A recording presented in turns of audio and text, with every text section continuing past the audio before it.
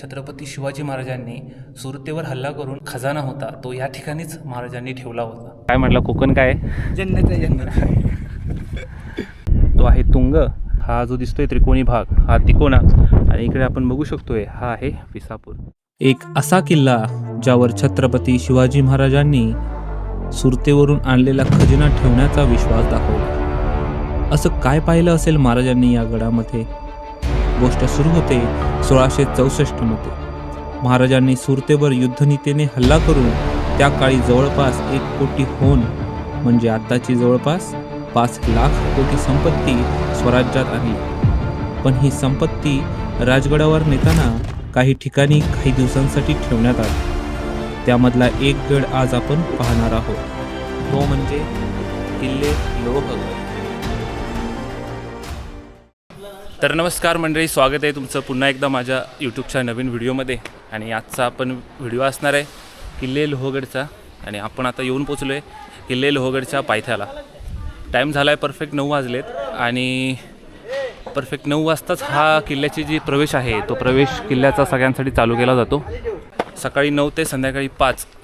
इथल्या स्थानिक लोकांच्या म्हणण्यानुसार ही लोकं जी ड्रिंक करतात किंवा काही कपल्स असतात यांच्यामुळे ह्या गडाचा जो टायमिंग आहे तो 9 ते 5 असा केला गेला आहे. काही वर्षांपूर्वी हा जो किल्ला आहे तो 24 तासांसाठी सर्वांसाठी चालू असायचा. आपण सकाळी आलो होतो 8 वाजता आणि आपण 8 वाजता येऊन 1 तास थांबून आपण आता 9 वाजता किल्ल्याच्या आतमध्ये प्रवेश केला आहे. लोहगड किल्ल्याला तुम्हाला सुरुवातीपासूनच असा हा पायरी मार्ग दिसतो जो की थेट पूर्ण किल्ल्यापर्यंत दिसेल.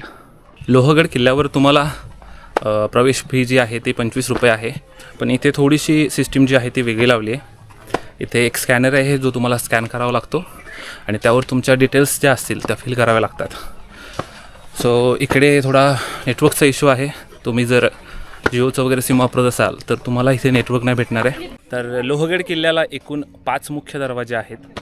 आणि आपण आत्ता जो प्रवास स्टार्ट केला आहे तो आपण येऊन पोचलो आहे आपण दरवाजाच्या ठिकाणी.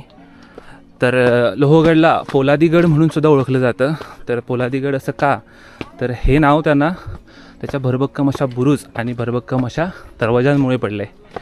सो आपण आता एक एक आपले जे 5 दरवाजे आहेत ते आपण एक एक करून बघणार आहे.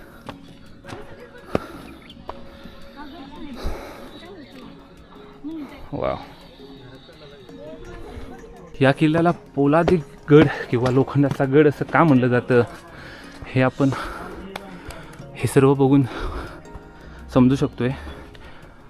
एक 2000 वर्षांपूर्वीचा या गडाला इतिहास लाभला आहे आणि तरीसुद्धा हा गड अजून खूप चांगल्या अवस्थेत आपल्याला बघायला भेटतो आहे. तर आपण आता येऊन पोचलो आहे लोहगडाच्या पहिल्या महादरवाजाकडे किंवा पहिल्या दरवाजाकडे, ज्याचं नाव आहे गणेश दरवाजा.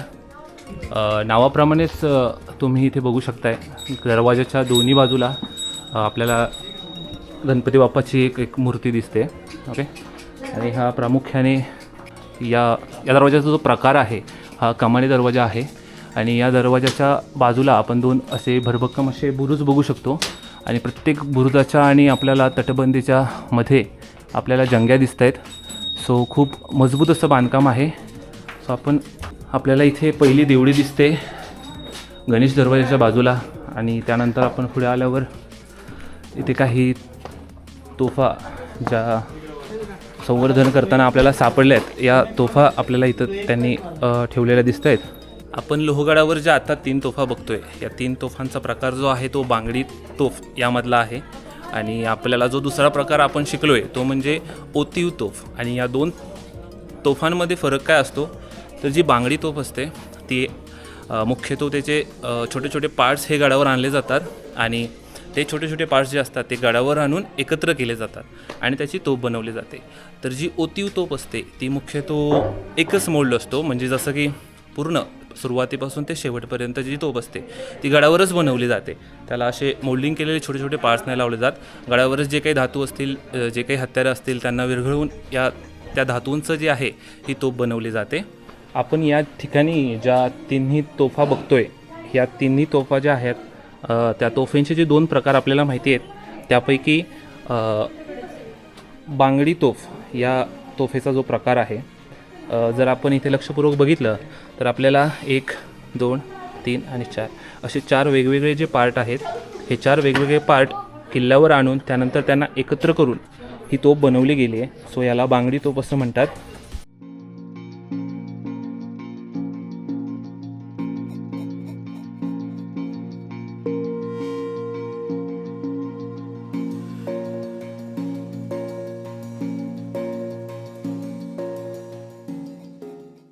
आपण पहिला दरवाजा बघितला, त्यानंतर एक बुरुज बघितला, त्यानंतर आता आपण येऊन पोचलो आहे ते नारायण दरवाजाच्या ठिकाणी, जो की आपल्याला खूप असा जास्त व्हिडिओमध्ये दिसतो, खास करून पावसांमध्ये सर्वांच्या रीलमध्ये दिसतो. सुंदर असा दरवाजा आणि सुंदर असं पायरी बांधकाम आपल्याला इथे दिसते, तो म्हणजे नारायण दरवाजा.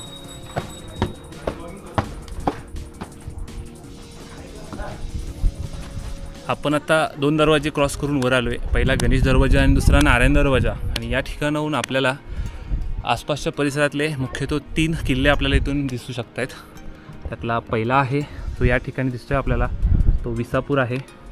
त्यानंतर दूर तिकडे पवना तलावाच्या पलीकडे आपल्याला जो दिसतो आहे त्रिकोणी भाग, तो आहे तिकोना.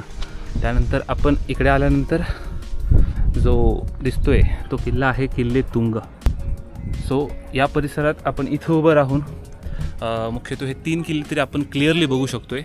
ते सोडून बहुतेक एक राजमाची किल्लासुद्धा इथून दिसतो, पण तो सध्या काही दिसत नाही आहे.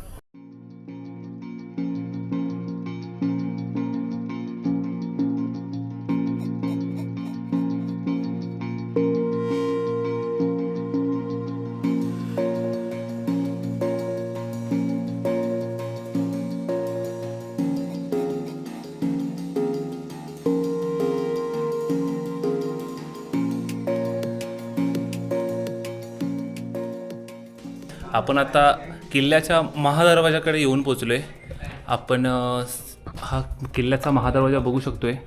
ज्या दरवाजाचे जी प्रकार आहे तो मुख्यतः कमानी दरवाजा आहे. आणि दरवाजाच्या जस्ट बाजूला आपण इथे बजरंगबली हनुमानचा आपण 2 शिल्प बघतो आहे. त्यानंतर दरवाजावर जास्त काही असं नक्षीकाम किंवा शिल्पामध्ये असं कुठली शिल्पकला दिसत नाही आहे. सो हा दरवाजा जो आहे तो 2 भरभक्कम अशा बुरुजांमध्ये बांधलेला आहे. महादरवाजानंतर आपण वर आल्यानंतर आपल्याला पहिल्यांदाच इथे सदर दिसते, जी त्या काळी यूज केली जायची. आणि आता सध्या सदरेवर दिखाव्यासाठी म्हणून 3 तोफा त्यांनी ठेवलेल्या आहेत. पण त्या काळी या वास्तूचा जो वापर आहे तो सदर म्हणून केला जायचा. आपण महादरवाजामधून जेव्हा आतमध्ये प्रवेश करतो त्यानंतर इथे बरोबर त्यासमोरच आपल्याला महादेवाचं मंदिर दिसतं आहे, ज्याला आपण त्र्यंबकेश्वर मंदिर असं पण म्हटलं जातं आहे. तर हे महादेव मंदिरसुद्धा तेवढंच जुनं आहे जेवढं की आपला गड आहे. आणि खूप छान असं मंदिर आहे. आतमध्ये जे शिवलिंग जे दिलं आहे ते सुद्धा खूप सुंदर असं आहे. आपण हे जे आता समोर बघतो आहे जे की राजा राणी महल आहे, ते काही वर्षांपूर्वी या ठिकाणी काहीच नव्हतं. ही पूर्णपणे हा सगळा जो भाग आहे तो मातीमध्ये गेला होता. तर आपला मावळा ही जी संघटना आहे त्या संघटनेच्या थ्रू त्यांनी हे जे संवर्धन जे आहे हे स्टार्ट केलं आहे. आपण आता तिकडे महादरवाजामधून आत आलो. त्यानंतर तिथे आपण पाहिली ती म्हणजे सदर. त्या सदरनंतर इथं पण राजा राणी जो महल आहे तो या ठिकाणी पूर्णपणे आहे. त्यानंतर तिकडे एक पाण्याचं टाकं आहे. आणि त्यानंतर ही जी जागा दिसते या जागेला घोड्याची पागा असं म्हटलं आहे. तर मित्रांनो, मी आता आतमध्ये आलो आहे जिथं घोड्याची पागा हे ठिकाण दाखवलं आहे. हा दरवाजा तुम्ही बघू शकता. तर माझ्या मनात एक जस्ट प्रश्न आहे की घोड्याची पागा म्हणजे जिथं घोडे बांधले जातात किंवा ठेवले जातात. ओके, मग ह्याचा जो एंट्रन्सचा दरवाजा जो आहे तो खूप छोटा दिसतो आहे मला. जर त्या काळी हा पागा म्हणून वापरला जात असेल तर मग त्याचा एंट्रन्स एवढा छोटा कसा काय? कारण यात मलाच वाकून यावं लागते. सो यामध्ये इथून घोडे आतमध्ये आणणं हे काही शक्य मला वाटत नाही आहे. तर याचं नक्की काय आहे, कोडं जे आहे नक्की कसं आहे हे तुम्हाला माहिती असेल तर मला नक्की सांगा, जेणेकरून मला हीच थोडंसं समजेल. आणि जे बाकीचे लोक माझे जे व्हिडिओ बघतायत त्यांच्यासुद्धा ज्ञानात थोडी भर पडेल. आपण आता घोड्यांचा पागा बघून झाला आहे आणि आपण तटबंदीच्या दिशेने पुढे चाललो आहे. तर पुन्हा एकदा आपण विसापूर किल्ला बघू शकतो आहे. आणि या ठिकाणी पुढे कोरीव लेणी वगैरे आहेत असं सांगितलं गेलं आहे. सो फायनली आपण आता इथे येऊन पोचलो आहे. हे ठिकाण सर्वांच्या परिचयाचंच आहे. या ठिकाणाचं नाव आहे लक्ष्मी कोठी. जेव्हा छत्रपती शिवाजी महाराजांनी सुरतेवर हल्ला केला होता आणि शत्रूंनी आपलंच पळवलेलं द्रव्य, आपलाच पळवलेला जो खजाना साठवून ज्या ठिकाणी ठेवला होता ते म्हणजे सुरतेवर हल्ला केल्यानंतर तिथला जो खजाना आहे तो खजाना रायगडावर न्यायच्या अगोदर महाराजांनी काही दिवस या लक्ष्मीकोठी या ठिकाणी लोहगडावर तो खजिना जो होता तो ठेवला होता. तर आपण ही कोठी आतमधून कशी आहे हे आतमध्ये जाऊन बघूया.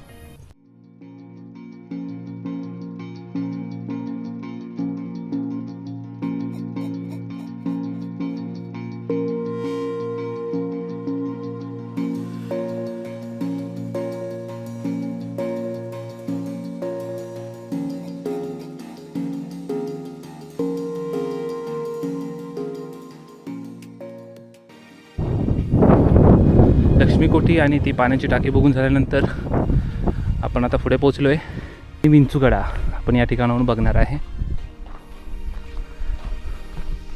आपण आता येऊन पोचलो आहे लोहगड किल्ल्याचं जे एक मुख्य आकर्षण मानलं जातं त्या ठिकाणी, ज्याला आपण विंचूकडा असं म्हणतो. जस्ट आपल्या हा विंचूकडा मागे आपल्याला दिसतोय, पण आपल्या सुरक्षिततेच्या दृष्टिकोनातून हा जो विंचूकडा आहे तो काही दिवसांसाठी बंद ठेवण्यात आला आहे. कारण की या ठिकाणची आपण बघू शकतो तटबंदी जी आहे काही प्रमाणात ढासळली गेली. सो त्यामुळे या ठिकाणी रेलिंग लावायचं जे काम आहे ते चालू आहे. त्याचमुळे काही दिवसांसाठी आपली जी इथे एंट्री आहे ती बंद केली आहे. सो आपण पुढे तर जाऊ शकत नाही, पण इथून सुद्धा विंचूकडा जो आहे तो खूप सुंदर आणि खूप असा छान दिसतोय. सो तुम्ही जर कधी आलात तर नक्की इथूनच त्याचं दर्शन घ्या म्हणू शकतो मी. पुढे जाण्याची रिस्क घेऊ नका, कारण इथे चान्सेस आहेत खूप वारं जास्त असल्यामुळे तोल तुमचा जाऊ शकतो. त्यामुळे कृपया करून जर आलात तर इथूनच बघा, पुढे जाण्याचं धाडस करू नका. आताच आपली काही मंडळी पुढे जाऊन आली आहे. सो आपले इथं दादा आहेत, त्यांनी त्यांना रिटर्न बोलवले. सो तुम्ही आलात तर सहकार्य तेवढं नक्की करा. आपण आता खूप सुंदर असा विंचूकडा पाहिला आहे. पूर्ण आतमध्ये नाही जाता आलं, पण बाहेरूनच आपण बघितलं आहे. खूप छान होता. तर उन्हाळ्यातसुद्धा हा जो लोहगड आहे आणि त्याच्या आसपासचं पवना परिसरातलं जे काही दृश्य आहे ते खूप छान आहे. आणि आपण मे महिन्यात आलो आहे, त्यामुळे आपल्याला गर्दीसुद्धा कमी भेटते. त्यामुळे प्रत्येक स्पॉट जो आहे तो आपण थांबून खूप छान प्रकारे डिस्कवर करू शकतो आहे.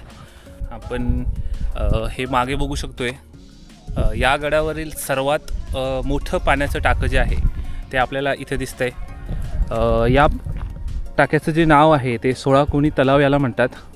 याला जे बांधकाम जे केलेलं आहे हे याला 16 कोन आहेत असं म्हटलं जातं. सो याला नाव दिलं आहे त्यामुळेच 16 कोणी तलाव.